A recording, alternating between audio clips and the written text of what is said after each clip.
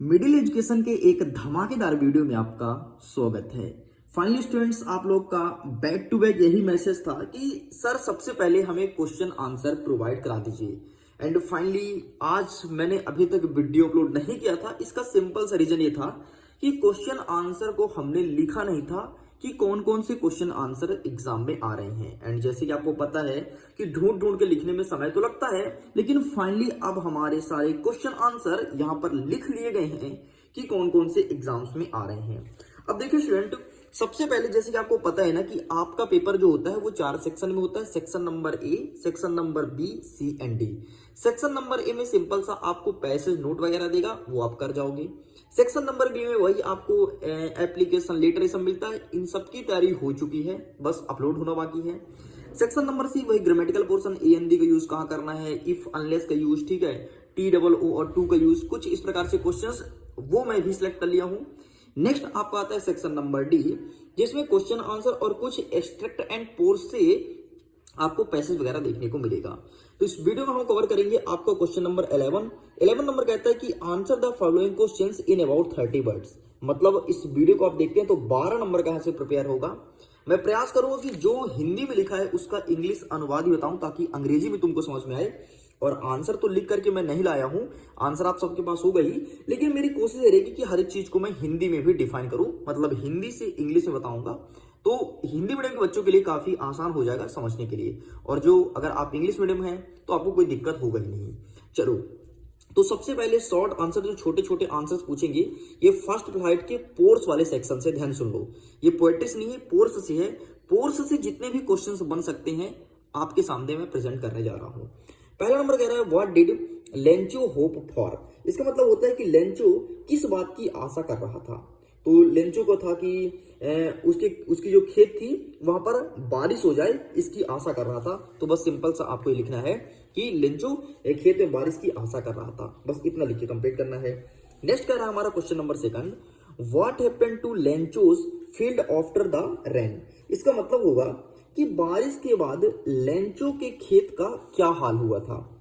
तो आपको पता है ना कि बारिश के बाद लेंचो का जो खेत था उसमें मकई की फसल बर्बाद हो चुकी थी, क्योंकि वो मकई की खेती करता था। अरे वही मकई यार जिसे तुम कॉर्न बोलते हो, जिसे तुम स्वीट कॉर्न बोलते हो या फिर पॉप कॉर्न बोलते हो, है ना, मक्का यार, मक्का, भुट्टा भुट्टा, है ना, बस उसकी खेती कर रहा था और लेंचो की पूरी फसल बर्बाद हो चुकी थी। इस प्रकार से इसका आंसर लिखना है। नेक्स्ट हमारा 3rd नंबर कहता है Who or what did Lencho have faith in? What did he do? इसका मतलब क्या हो जाएगा कि लेंचो को किसमें आस्था थी।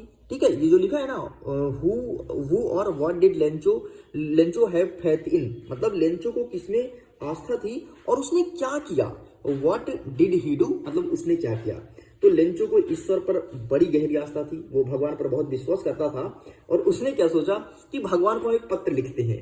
और पत्र में क्या लिखेंगे कि यार भगवान, हमारा पूरा फसल खराब हो गया है और मैं आपको 100 रुपए दे रहा हूं, ठीक है। इस प्रकार से लेंचो ने पत्र लिखने की बात की थी, किसको, भगवान को, है ना। तो आपको पता है फिर कहानी में क्या हुआ था। एक जो डाकिया था इसके पत्र को पढ़ता था और पत्र पढ़ करके और इसका जो 100 रुपए भगवान को भेजा था उसे रिटर्न किया था। तो लेंचो फिर कंफ्यूज हो गया था कि यार ये पैसा रिटर्न कौन किया, क्या सच में भगवान पैसा रिटर्न करते हैं। तो फिर वो ढूंढने लगा कि यार पैसा रिटर्न किसने किया। और ये वाला प्रश्न एग्जाम में पूछा गया था 2022 में कि लेंचो को पैसा जिसने रिटर्न किया, लेंचो उसकी तलाश कर रहा था, क्यों, है ना। मैं हिंदी बता दिया, इंग्लिश में क्वेश्चंस देखने को मिला था। चलिए, तो इस प्रकार से आप उम्मीद करते हैं इस चैप्टर से 3 ही शॉर्ट्स क्वेश्चन बनने, जो छोटे छोटे हैं, इसको मैंने कवर कर दिया। आगे बढ़ते हैं। नेक्स्ट क्वेश्चन नंबर 4 कह रहा है कि where did the ceremonies take place. इसका मतलब होगा कि समारोह कहां संपन्न हुआ था। आगे कहता है can you name and public buildings. ठीक है, तो क्या आप उस भारतीय ऐसी इमारत का नाम इन इंडिया, तो मतलब क्या तुम भारतीय इमारत का नाम बता सकते हो। What are made of stones, मतलब क्या आप ऐसी इमारत का नाम बता सकते हो जो लाल पत्थर से बना हो। ठीक है, ये चलिए, तो इसका सही आंसर क्या हो जाएगा। देखो हिंदी में समझा देता हूं कि वैसे तो हिंदुस्तान में कई सारे इमारत हैं जो कि लाल पत्थर से बना है, लेकिन यहाँ पर एक है यूनियन बिल्डिंग में लाल किला और जामा मस्जिद जो कि लाल पत्थर से बना हुआ है। तो सिंपल सा आंसर क्या लिखोगे कि ये समारोह खूबसूरत लाल पत्थर से बने खुले स्थान पर संपन्न हुआ था और हमारे भारत देश में लाल पत्थर से बने दो बड़ी इमारत हैं, पहला है लाल किला और दूसरा जामा मस्जिद। बस इतना लिख के कंप्लीट करना है। नेक्स्ट हमारा 5वां नंबर कह रहा है, can you say how 10th May in an एटलम डेज इन साउथ अफ्रीका। ये प्रश्न पूछा गया है, इसका मतलब ये होगा कि क्या आप बता सकते हैं कि दक्षिण अफ्रीका में 10 मई को बसंत दिवस क्यों मनाया जाता है। बस इतना सा प्रश्न पूछा है, तो इसका आंसर हिंदी में क्या लिखना है कि मौसम की वजह से वहां गोरे जो थे वो 300 साल बाद अश्वेतों की आजादी का उदय हो रहा था, इसलिए अफ्रीका में यह दिन बहुत ज्यादा महत्वपूर्ण था, है ना। इसका मतलब ये है कि जो अफ्रीका में देखो ऐसे तो काले काले लोग रहते हैं, ठीक है। तो वहां पर जो अंग्रेज राज्य कर रहे थे 300 साल वर्ष तक वहां पर राज्य किए हैं, जैसे हमारे हिंदुस्तान में कई साल राज्य किए हैं, तो 300 साल बाद वो छोड़ करके जा रहे थे, इसलिए वहां पर 10 मई को बसंत ऋतु मनाया जाता है। बस मतलब बसंत मनाया जाता है, ठीक है। बसंत ऋतु नहीं बोलेंगे, बसंत दिवस मनाया जाता है। बस इतना लिख के आपको कंप्लीट करना है। नेक्स्ट हमारा कह रहा है 6th नंबर क्या कह रहा है कि does Mandela think the oppressors is free why not। ठीक, मतलब मंडेला क्या सोचता था कि अत्याचारी आजाद होता है, क्यों नहीं। या फिर ऐसे भी क्वेश्चंस कह सकते हैं कि नेल्सन मंडेला ने अत्याचार के बारे में क्या सोचा। बस इतना लिख के आपको कंप्लीट करना है। तो इसका हिंदी में बता देता हूं। देखो, नेल्सन मंडेला एक समाज सेवी थे और ये सोचते थे कि अत्याचारी भी अत्याचार सहने की तरह आजाद नहीं है, ठीक है। मतलब जो अत्याचारी करते हैं जो वो ही आजाद नहीं है, क्योंकि जो इंसान किसी की आजादी छीनता है वह घृणा का अपराधी होता है ना।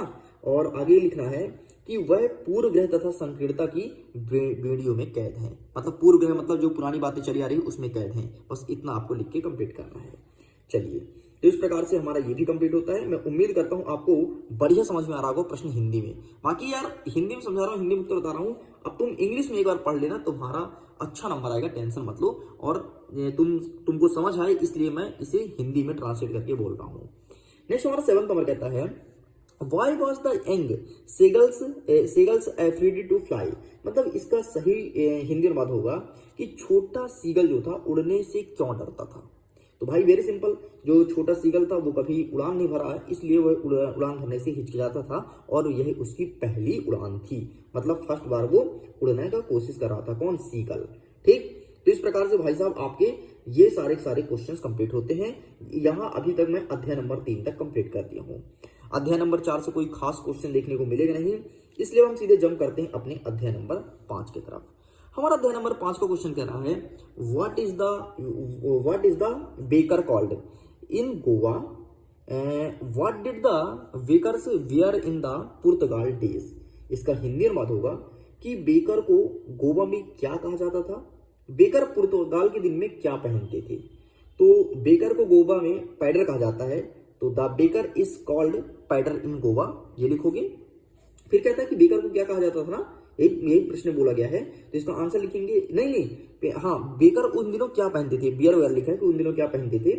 तो इसका आप सिंपल सा हिंदी अनुवाद लिख दोगे कि वो घुटने तक लंबी पोशाक पहनते थे जिसे कवई कहा जाता था। ठीक, वो इस प्रकार के पोशाक पहनते थे जिसे कवई कहा जाता है। बस इतना आपको लिख के कंप्लीट करना है। चलिए जी आगे बढ़ते हैं। नेक्स्ट क्या कहता है, next what does the jack fruits like appearance mean. ये बोला गया है, मतलब जो कटहल होता है, कटहल के तरह व्यक्तित्व से क्या अभिप्राय है। कटहल तो आप सब खाए हो गया। कटहल क्या होता है, बड़ा मोटा होता है और थुलथुला सा होता है। मतलब कटहल नहीं देखे यार, बड़े कांटे सांटे हो गए, बड़ा मोटा सा हो गया, एकदम मस्त बढ़िया, उसमें बढ़िया मसालेदार सब्जी बनती है, बहुत ही प्यारा लगता है। तो ये कह रहा है कि what does a jack fruits like appearance mean, मतलब कटहल की तरह के व्यक्तित्व से क्या अभिप्राय है। तो कटहल के तरह व्यक्तित्व का मतलब होता है कि मोटा और थुलथुला शरीर होना। बस इतना आपको लिखना है, ठीक है। मोटा क्या बोलते हैं, फैट बोलते हैं, और थुलथुला बोलते हैं पंप अपीयरेंस। बस इतना आपको लिख के कंप्लीट करना है, ठीक है। मैं उम्मीद करता हूँ समझ आ रहा होगा। देखो अगर समझ आ रहा है ना, वाकई मस्त मजा भी आ रहा है कि हिंदी में यार कोई बता रहा है। हिंदी में वैसे आमतौर पर कोई बताता नहीं है इंग्लिश को ट्रांसलेट करके, इवन आपके स्कूल के शिक्षक भी ना बताए होंगे, ठीक है। मेरा ये टारगेट है कि आपको टॉप कराना, और टॉप कराने के लिए मुझे हिंदी में समझाना पड़ेगा ना, तभी कर पाओगे, ठीक है। तो वीडियो को बढ़िया दिल से लाइक करो यार, पसंद आया हो तो। है ना, आंसर इसलिए नहीं लिखा हूं कि आंसर आप लोग के पास अवेलेबल है, बाकी इसके पीडीएफ को डाउनलोड करना है तो लिंक डिस्क्रिप्शन बॉक्स में डलवा दिया हूं, जाओ जाकर के अपनी इसी पीडीएफ को डाउनलोड कर लो जो क्वेश्चन यहाँ पर दिखाए जा रहे हैं। चलिए, तो अभी तक हमने 9 प्रश्न देख लिया, पूरे एकदम मोस्ट आईएमपी क्वेश्चन देख रहे हैं, ठीक है, जहां से हो सकता है छोटे छोटे क्वेश्चन पूरे तुम्हारे सामने ले आया हूँ। चलिए आगे हमारा 10वां नंबर कह रहा है कि what are the elders in Goa, Goa nostalgic about. इसका मतलब ये होता है कि गोवा में बुजुर्ग का किन बातों पर मन भर आता है। तो सिंपल से इसका आंसर लिखेंगे कि गोवा में बुजुर्ग का उन बेहतरीन पुरानी यादें याद करके उनका मन भर आता था जो पुर्तगाली समय में होता था, है ना, जिस प्रकार से पुर्तगाली कपड़े पहनते थे। अच्छा, पुर्तगाली कौन से कपड़े पहनते थे मैंने बताया था, इसका आंसर कमेंट से लिख करके बताइए, ठीक है। तो इस प्रकार के क्वेश्चंस आपके एग्जाम में देखने को मिलेगा, ठीक है। तो जो पुराने जमाने के व्यक्ति थे, एल्डर्स थे, वो गोवा में पुर्तगाली के टाइम पे जो हुआ करता था उसको याद करके और उनका मन भर आता था। बस इतना लिख के कंप्लीट करेंगे।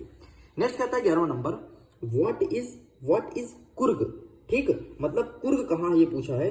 तो कुर्ग जो है वो कर्नाटक का एक छोटा सा जिला है और मंगलुरु और मैसूर के तटीय शहर के बीच स्थित है कुर्ग। बस इतना आपको लिख के कंप्लीट करना है। तो व्हाट इज कुर्ग, तो आप ऐसे लिख सकते हैं, Coorg is the smallest district of Karnataka. बस इतना लिख के भी कंप्लीट कर सकते हो, ठीक है, तुम्हारा फुल आंसर माना जाएगा। चलिए आगे देख लेते हैं। नेक्स्ट कहता है, what do you know about the people of Coorg, what is it's main crop. मतलब आप लोग कुर्ग के बारे में क्या जानते हैं और वहां की मुख्य फसल क्या थी। तो हम भाई साहब कुर्ग के बारे में जानते हैं कि कुर्ग के लोग यूनान तथा अरब के वंशज माने जाते हैं और यहाँ की मुख्य फसल कॉफी है। आपको पता है कर्नाटक सबसे ज्यादा कॉफी का उत्पादन होता है। बस इतना आपको क्वेश्चंस प्रिपेयर करना है। चलिए कुछ क्वेश्चंस और हैं, 2-4 जल्दी उसे भी देख लेते हैं, ठीक है, फिर अपने वीडियो को जल्दी से एंड कर देंगे। देखो पूरे शॉर्ट क्वेश्चंस आपके सामने मैं प्रेजेंट कर रहा हूं। हमारा 13वां नंबर कह रहा है कि why did Maxwell go to Basra, how long does he wait there and why. ये प्रश्न पूछा गया है। तो इसका हिंदी अनुवाद क्या होगा कि मैक्सवेल बसरा कौन था। ठीक है, बसरा लिखा है, मैक्सवेल बसरा कौन था और वह वहां कितने दिन रुका और क्यों रुका। तो सिंपल सा, मैक्सवेल बसरा महावाणिज्य दूत के पास अपनी डाक लेना और यूरोपी को खत का जवाब देने जाता था और वह वहां अपने डाक के लिए 5 दिन के लिए रुका था। तो मैक्सवेल बसरा कौन था, तो फिर से सुन लो कि वो डाक देने का काम करता था, ठीक है, यूरोप का खत का जवाब देता था और वह डाक के लिए 5 दिन रुका था। बस इतना आपको लिख के कंप्लीट करना था। आगे बढ़ते, नेक्स्ट क्या कह रहा है कि व्हाई डज द ये क्या लिखा है, why does the otter name Maxwell otters. मतलब उदबिलवा का नाम मैक्सवेल ओटर क्यों रखा गया था। ठीक है, उदबिलवा था, उदबिलवा का नाम मैक्सवेल ओटर क्यों रखा गया है। तो इसका सिंपल सा आंसर हिंदी में क्या लिखोगे कि इस तरह के उदबिलवों को जीव विज्ञानियों ने मैक्सवेल नाम दिया था। ठीक है, संक्षेप के रूप में इन्हें मैक्सवेल तथा उदबिलवा के रूप में जाना जाता था। मतलब सिंपल से लिखना है कि जीव विज्ञानी ने इसका नाम मैक्सवेल दिया था, बस आसान भाषा में। ठीक, इतना लिख के आपको कंप्लीट करना है। नेक्स्ट कह रहा है what was valleys festival past time. ये प्रश्न पूछा गया है। मतलब इसका क्या हो जाएगा हिंदी अनुवाद। तो देखो इसका हिंदी अनुवाद आपको लिखना है कि बल्ली जो था, ठीक है, यहाँ पर वैलीज लिखा है, फिर बल्ली पढ़ो, वो दोनों सेम चीज है। तो बल्ली का पसंदीदा शौक क्या था, है ना, उसे क्या पसंद था। तो बल्ली का पसंदीदा शौक था कि अपने घर के दरवाजे पर खड़ा होना और यह देख करके वह बहुत पसंद होता था कि बाहर की गली में लोग क्या कर रहे हैं। ये इसका शौक था, किसका, बल्ली का। Why does the conductor call बल्ली मैडम। मतलब जो कंडक्टर था वो बल्ली को मैडम करके क्यों बुलाता था।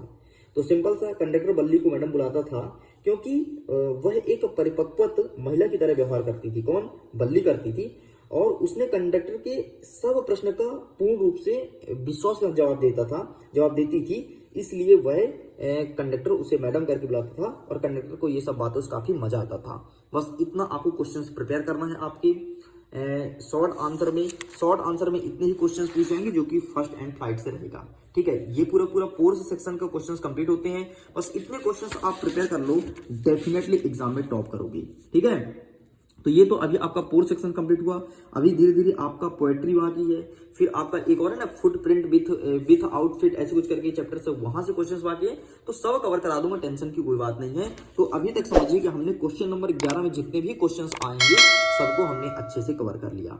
यहाँ पर आपको 8 प्रश्न लिखेंगे मिलेंगे, जिसमें से 6 प्रश्न आपको करना पड़ेगा, और 8 के स्थान पर मैंने 16 प्रश्न करा दिए, चाहे कोई भी सेट हो, सभी सेट में यही क्वेश्चन देखने को मिलेगा। तो इन सबको अच्छे से प्रिपेयर कीजिए, आपके पास काफी समय है, फिर मैं इन क्वेश्चंस का रिवीजन भी कराऊंगा, टेंशन मत लो। ओके स्टूडेंट्स, तो वीडियो पसंद है तो वीडियो को लाइक करिए, अपने दोस्तों के साथ शेयर कीजिए, पहली बार चैनल को सब्सक्राइब जरूर कीजिएगा। बहुत ज्यादा इंपॉर्टेंट क्वेश्चन है, इनमें वो सभी क्वेश्चन फिर रिपीट कर दिया हूं जो प्रीवियस ईयर में बैक टू बैक पूछे हैं। ठीक है, बाकी अभी आगे क्वेश्चंस के साथ जल्दी मिलेंगे एक नेक्स्ट पार्ट के वीडियो में। Okay, bye bye.